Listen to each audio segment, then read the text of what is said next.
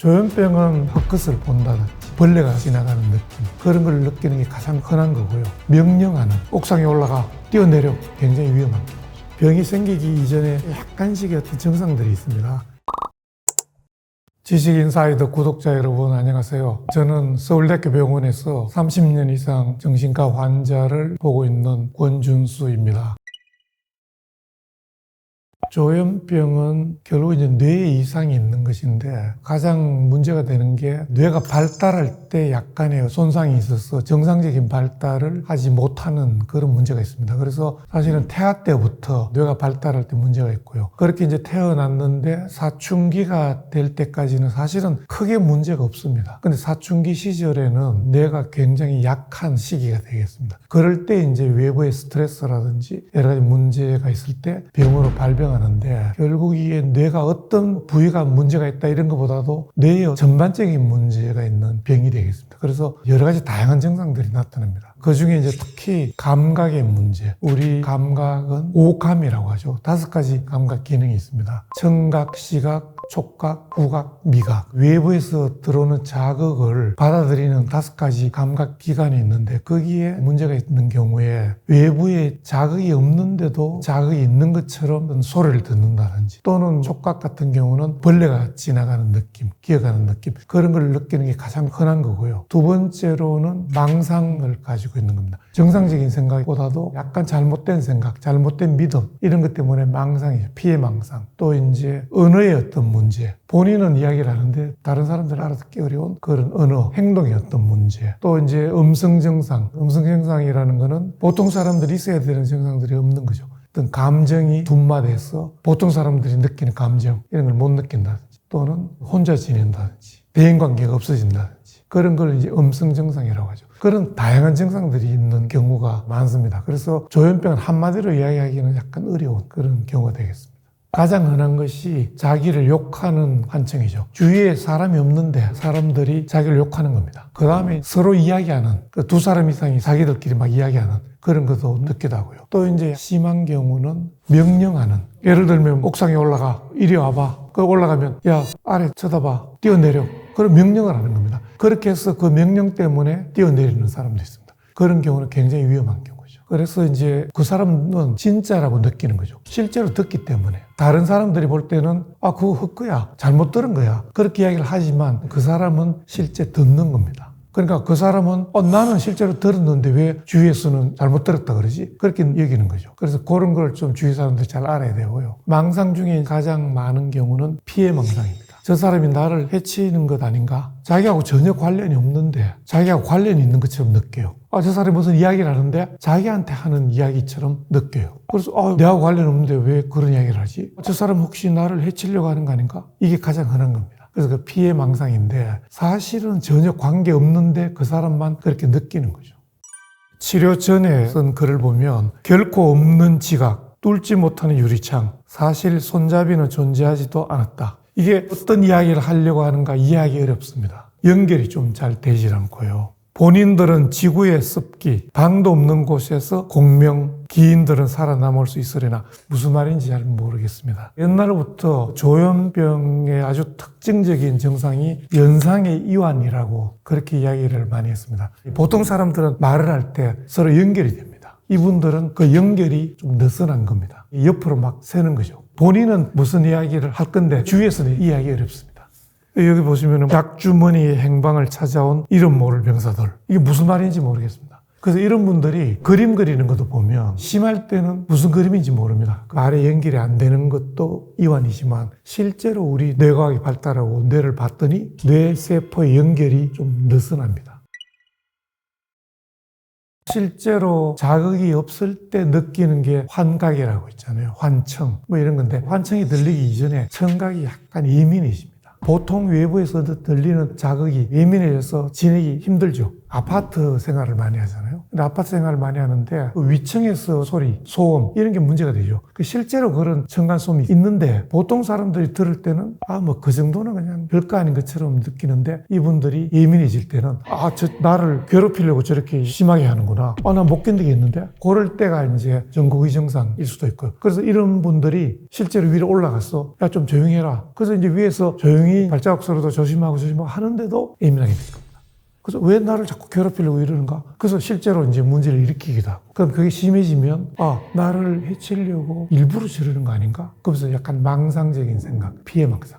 거기까지 발전이 되죠. 그래서 어떤 분들은 제일 고층으로 이사를 갑니다. 층간소음이 문제니까 고층으로 가면은 위에 없잖아요. 그런데 갔는데 이제는 위에 있는 사람이 문제가 아니고 아래층의 사람들이 막 시끄럽게 뛰어다니고 뭐 이런다고 또 문제가 있죠. 그래서 위에서 시끄럽게 하는 게 문제가 아니고 본인이 예민하게 느끼는 게 문제죠. 실제로 조현병은 뇌의 여러 부위들이 좀 문제가 있고 또 그 부위들의 연결성에 문제가 있는 걸로 되어 있습니다. 그중에 대표적인 게 기억력과 관련 있는 해마, 그다음에 감정과 관련 있는 편도체, 억제력과 관련 있는 전두엽 부위 이런 부위들이 문제가 있다고 되어 있는데 병이 생기기 이전에 고위험군 이럴 때 약간씩의 어떤 증상들이 있습니다. 기분이 좀 우울하다든지 이유 없이 감정의 기복이 있다든지 갑자기 흔히 이제 가는 데인데 이거 처음 온 것 같은 느낌 또는 뭐 처음 갔는데 이거 여러 번 온 것 같은데 이런 느낌들 받는 거. 그 다음에 혼자 있고 싶고 대인관계에서 약간 불편함을 느끼는 게 심해지는 것. 이런 이제 평소와 다르게 느끼는 그런 데 도움을 받으면 병이 안 걸리고 지낼 수가 있는 상태가 되는 거죠.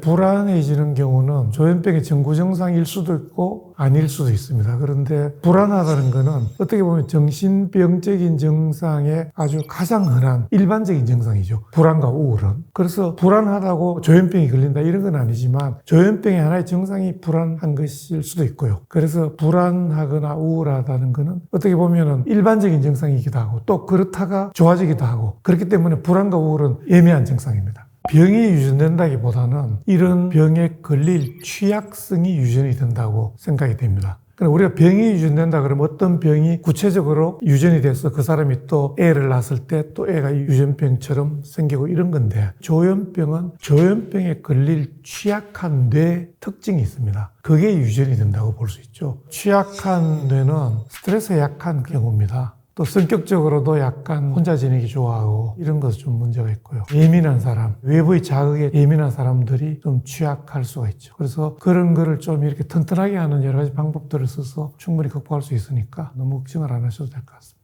그러니까 취약하기 때문에 걸릴 확률은 높지만 100% 걸리는 건 아니고 취약한 뇌를 잘 케어를 하고 스트레스를 잘 관리를 하고 아주 위험한 시기, 사춘기, 20대, 30대 초반 이럴 때만 뇌를 보호를 해서 잘 견디면 걸리지 않게 할 수가 있는 거죠. 그래서 보통 사람들이 유전병이기 때문에 나 결혼 안 해. 애기 안 낳을 거야. 그런데 지금 저희 환자분들 중에도 결혼도 하고 애기도 낳아서 실제로 외래에 데리고 와서 보여주는 그런 경우도 있어요. 그러니까 그런 걱정을 할 필요는 없고 잘 병을 치료를 해서 또 결혼도 하고 애기도 낳고 또 그 아이가 튼튼하게 자랄 수 있도록 우리가 잘 케어를 해주면 되는 거죠.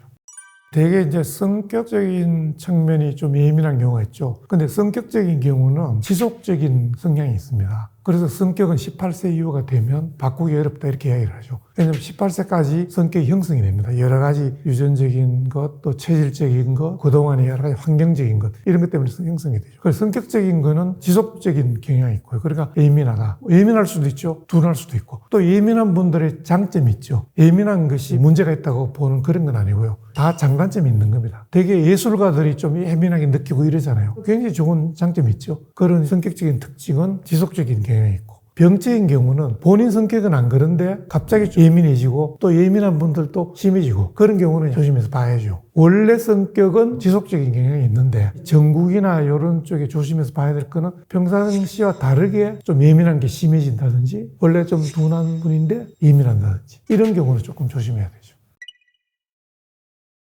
약물 치료가 70%, 80% 중요하고요. 나머지 한 20, 30%는 여러 가지 환경적인 문제, 또 본인의 어떤 심리적인 문제들을 치료를 해야 됩니다. 그래서 일단 치료를 하기 시작을 하면 가장 먼저 좋아지는 게 감각, 시각적인 겁니다. 환청, 환시 이런 게 많이 좋아지고요. 행동이 금방 좋아지죠. 그 다음에 몇 주 이상 지나고 난 다음에 망상적인 게 좋아지죠. 그래서 급성기 치료를 하게 되면 대개 한 3주, 4주 내로 입원 치료가 필요한 경우가 있습니다. 거기에 입원 치료를 하고 어느 정도 급성기가 지나면 퇴원을 해서 사회로 돌아가죠. 그래서 대개 한 2, 3개월 이렇게 치료를 하게 되면 첫 발병 환자분들은 그 원래대로 되돌아가는 경우가 많죠. 우리가 흔히 조현병의 경과는 3분의 1 법칙이라고 합니다. 3분의 1은 한 번으로 끝나고 치료를 받으면 그 다음 약을 먹을 필요가 없죠. 물론 재발을 방지하기 위해서 어느 정도는 약을 드셔야 됩니다. 하지만 한 번으로 끝나고요. 3분의 1은 약을 먹으면 잘 지내고 약을 중단하면 또 재발을 하고 그런 경우가 반복하는 3분의 1이 되고요. 또 3분의 1 경우는 약을 먹는데도 후유증이 조금 있고 일부는 약으로 치료가 잘 안 되고 그래서 3분의 1 법칙이라고 합니다. 그래서 어느 경과로 갈 것인가 하는 거는 각 개인마다 다르고요. 또 이런 부분들이 있습니다. 치료를 하고 난 다음에 좋아지고 난 다음에 좋아졌으니까 이제 약을 안 먹어도 되겠구나. 그런 경우는 경과에 따라서 달라집니다. 이렇게 이야기할 수밖에 없습니다. 왜냐하면 우리가 처음에 병이 생겨서 약을 먹을 때는 재발을 방지하기 위해서 적어도 몇 년간의 약을 드셔야 됩니다.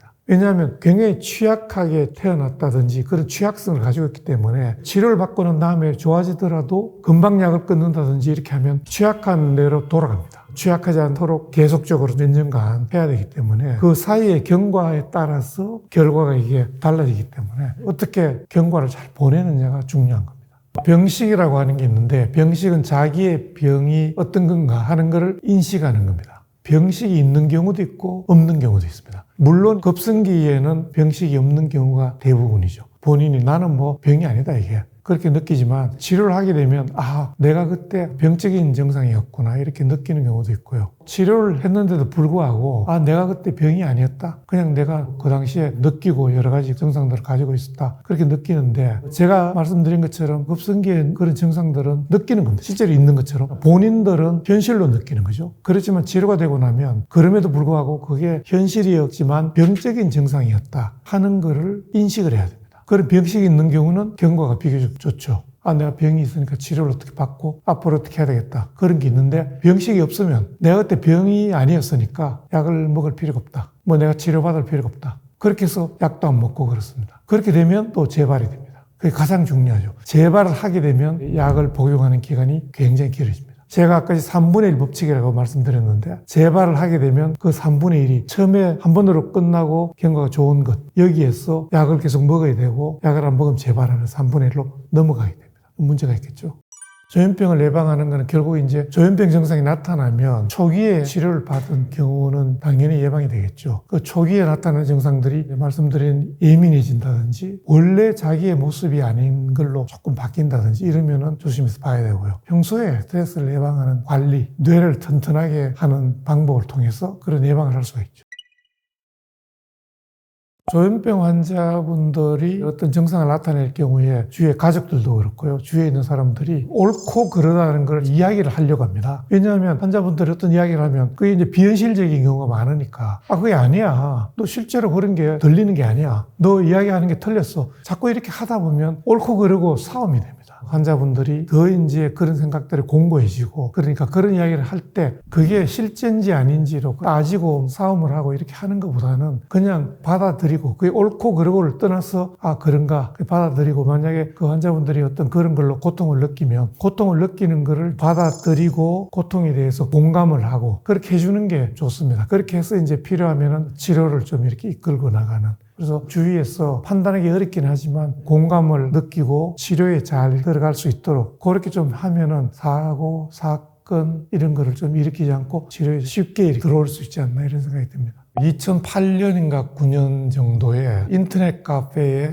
아름다운 동행이라는 정신질환자들의 보호자의 모임이 있습니다. 거기에 약 한 5천여 명의 보호자분들이 정신분열병이 100명이 문제가 있다. 그래서 바꿔야 되겠다. 그렇게 해서 탄원서를 넣고요. 저희 학회에 건의를 했습니다. 그래서 결국 이 조현병이라는 병명으로 국회를 통과를 해서 지금 현재 10여 년 이상 지나게 됐습니다. 조현병은 사실 그전에 정신분열병이라고 이렇게 불러졌을 때도 정신이 분열한다. 이런 잘못된 인식을 심어주기 때문에 병명을 바꿨는데 사실 아이러니컬하게도 조현병을 바꾸고 난 다음에 여러 사건 사고들이 많았습니다. 조현병 환자들이 약물 치료를 중단하고 재발을 해서 신림역 사건, 서현역 사건 이런 여러 가지 이제 사건들이 있었기 때문에 일반인들이 조현병은 결국 위험한 사고를 일으키는 병이 아닌가 이런 생각을 하게 되었고요. 그래서 조현병에 대해서 좀 정확하게 아는 게 중요하다 그런 생각이 듭니다. 조현병은 특별한 병이 아닙니다. 우리가 간에 병이 생기면 간의 치료를 받잖아요.